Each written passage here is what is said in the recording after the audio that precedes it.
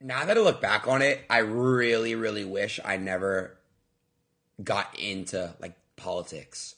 All right, if you paid attention to the last election cycle or aren't roommates with Patrick Starr, you remember all the podcast bros and influencers glazing Trump, smiling through their interviews with him.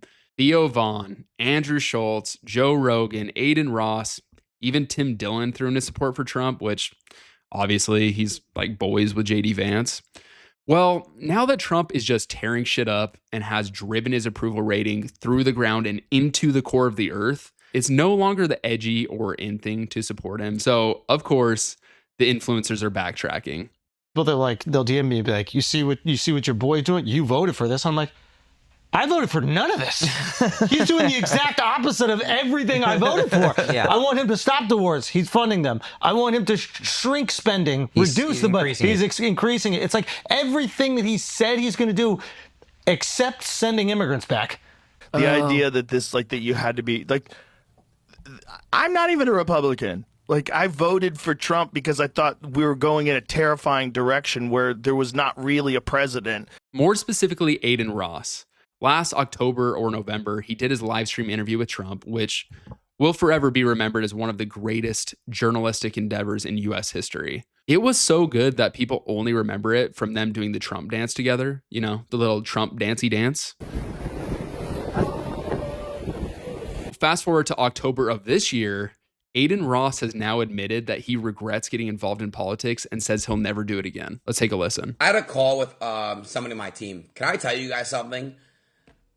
Now that I look back on it, I really, really wish I never got into like politics.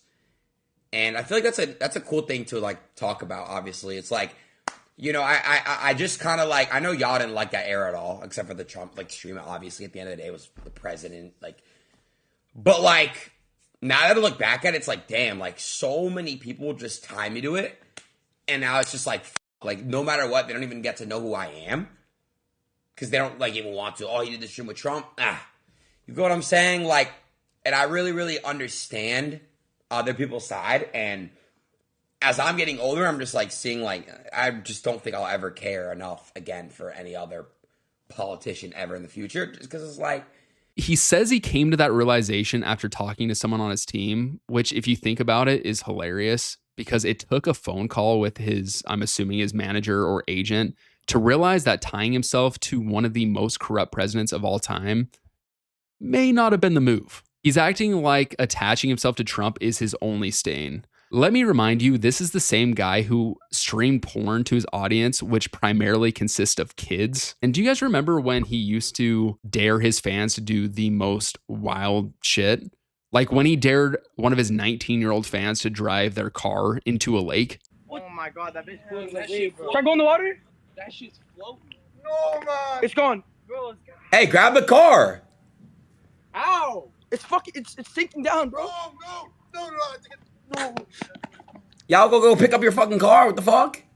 You've painted a pretty clear picture of who you are. And there's really no getting out of this one because in the beginning of his interview with Trump, he literally says, there's a lot of people watching today who are first-time voters.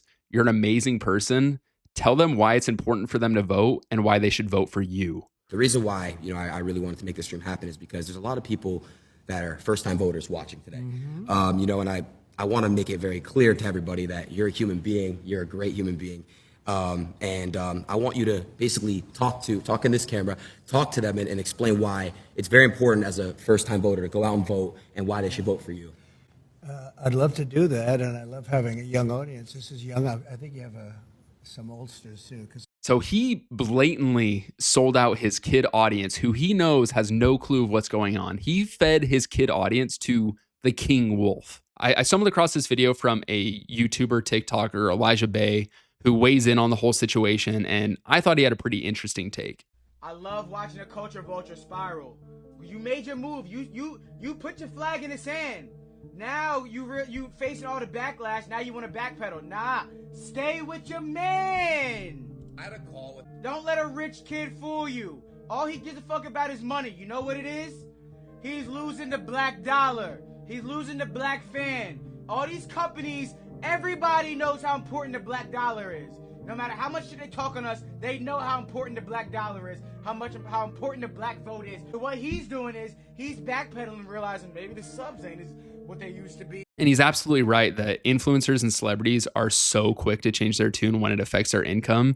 And the irony of all of it is that these guys build their brands on quote unquote authenticity, but authenticity only lasts until the money dries up. Here's where I disagree with Elijah. Like, I can see why minority followers would feel alienated by his support of Trump, but he's not just losing the minority support or, like Elijah says, the black dollar. If that were the case, this response would have came at the end of 2024 or the start of 2025. We're getting this response now because it's no longer cool or edgy to like Trump. Like, he's pissed off every American, no matter what your background is. What I find the most frustrating about all of these influencers who helped Trump win is that they're just playing dumb, saying things like, I had no idea this is how things would go. Like, Tim Dillon on his recent podcast literally said, I'm dumb. I'm a college dropout. So they just throw these things out there to remove the responsibility. Like, yes, I supported Trump, but I'm just a dumb guy. And you shouldn't listen to me. You should have never listened to me. But the idea that we're going to have the Marines in Chicago and we're going to be, so let me get this straight. I'm just trying to understand this. Again, I'm a college dropout. Rather than taking accountability and just saying, I messed up, guys, they're trying to retroactively absolve themselves. But they absolutely had an impact on the election, especially Adin Ross, who knowingly sold out his kid audience, who he knows does no research and has no clue of what's going on.